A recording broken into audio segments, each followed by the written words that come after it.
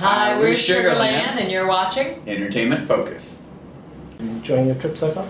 Yeah, it's been nice. I think we're, what we came over here to do, which was sort of really officially get the word out and promote the record. I think that's, going well. And of course, the area we love, the shopping is great, the food is great, the people are kind. Yeah. What's not to love? Directions and going the right way. Listen, I'm just thankful I don't have to drive, Cool. So how have the audience has been finding your new work on the promo tour? Has it been good? Yeah, the response has been good. I love watching whenever we do get to perform live during the promotion process. People go, oh, because it's a little different than listening to it on an album. Yeah. I like when they get to hear your voice, and I like when they get to kind of feel the song in a different way.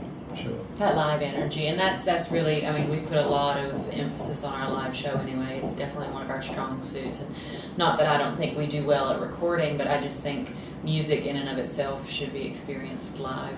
Absolutely. When it can be, because it's a performing art. It's really about a human being singing or playing an instrument, and watching that as opposed to listening in little tiny headphones or something. Cool. Now, talking about your new album, it's like you guys are really pushing the envelope with the sound, and you're always changing. And this latest album is very rocky and very anthemic. Yes. Not quite so country.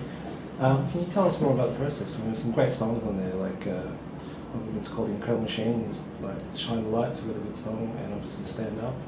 Yeah, I think you hit the nail on the head there when you say anthemic. It wasn't a conscious choice on saying, let's go in a different direction. I think as songwriters, we are continually evolving and going in different directions. When I look back at the legends and the classics and the greats, of songwriters, especially of the 60s and 70s, I get really inspired because that was such a time where songwriters as artists did that. Once you caught on to what Bob Dylan was doing, he was doing something else. And I think part of that is really being a songwriter. You don't want to, we've already written these other songs. Yeah. Why do we want to write them again? Yeah. Why do you want to? Songs will lead you. Yeah, keep putting out the same record over and over. Not interesting. Yeah, totally. Now, Christian, is it true that when Jennifer played Shine the Light, that you actually cried when she played it to you? Absolutely. I didn't even make it through the first half of the first verse. But yeah, one of the great things about working together in a creative process rather than just being kind of alone is that they're shared experiences, both the writing and that one particularly Jennifer wrote by herself. And there's such a moment when you play a song for your friend for the first time, no matter who it is, because you came in just a couple of days maybe after that. You're like, hey, I want to play you this. Will you come here for a second? And I knew in an instant that if it was moving to me, it was going to move everyone. It's just such a powerful experience. That's amazing. How does the songwriting dynamic work between the two of you? And usually, so is it just one of you will come together with the song first, and then you sort of play it up for each other? Yeah, the songwriting process is different every time with each song. You may have a song like Stand Up, for example, where Christian came in and said, I have this idea for the song, and he played the first verse and the chorus, and essentially, the song's there, and we just wrote the second verse and the bridge, and or you may have a song like Incredible Machine where I said, okay, I have this idea for a piano part, and then we sat down with it and inspired something else. And then she was tossing out a lyric. Yeah, so each time is different. Every song is different, and it presents him or herself in a very specific way. Cool. Now, talking about, I guess, with the album, there was mention of it being a steampunk influence.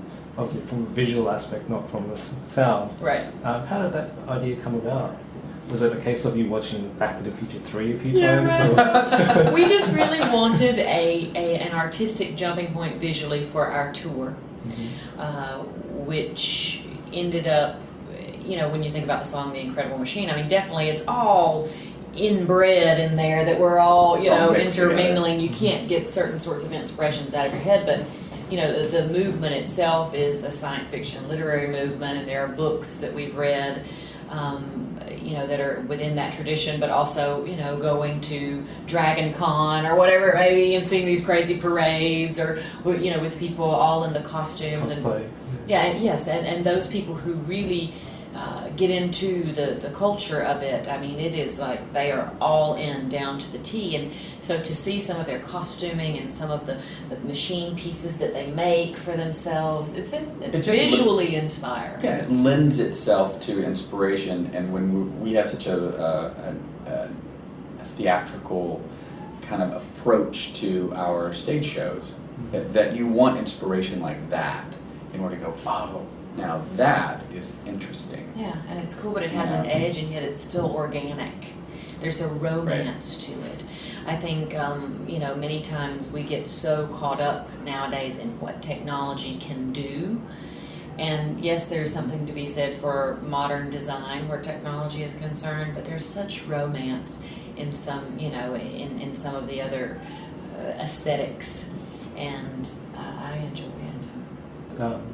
What can we expect from your shows? Are you going to be sort of dressing up and that sort of thing? Or would you... We do. We put wardrobe. We put, that inspires our wardrobe as well for the shows, for the tour, which is fun to play with, as well. It was an inspiration for the set design. We had a relatively famous set design company out of upstate New York, does mostly Broadway stuff, did the U2 stage, that went around the world. And they got to look at all these designs and create this set that feels like it's made of gears and brass and wood.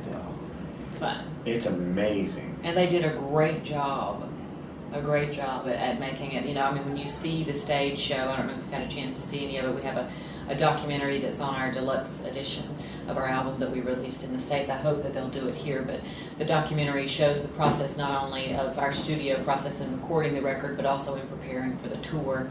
And the footage that you should see from the live show, I love it. So, I'm biased, but I love it. It's pretty cool. That's fair enough. Now, I guess a lot of people want to know is when you're going to be coming back here to the UK and bringing that show here. Yeah, the plan is to come back in November. Now, I doubt that we'll be able to bring that whole show just because it's gonna need a container ship. It is semi-trucks, truckloads and truckloads of equipment and pieces. But we'll definitely bring the music over and see how that goes. Absolutely, I think you've got you're getting a big fan base. Hopefully with this album. I hope so. I think so. To me, the music fits. To me, this is a wonderful official introduction, should I say, to the UK and to Europe abroad, because I think it's just the right time. It's the right time for us in our career and this record, particularly in the music style, I think.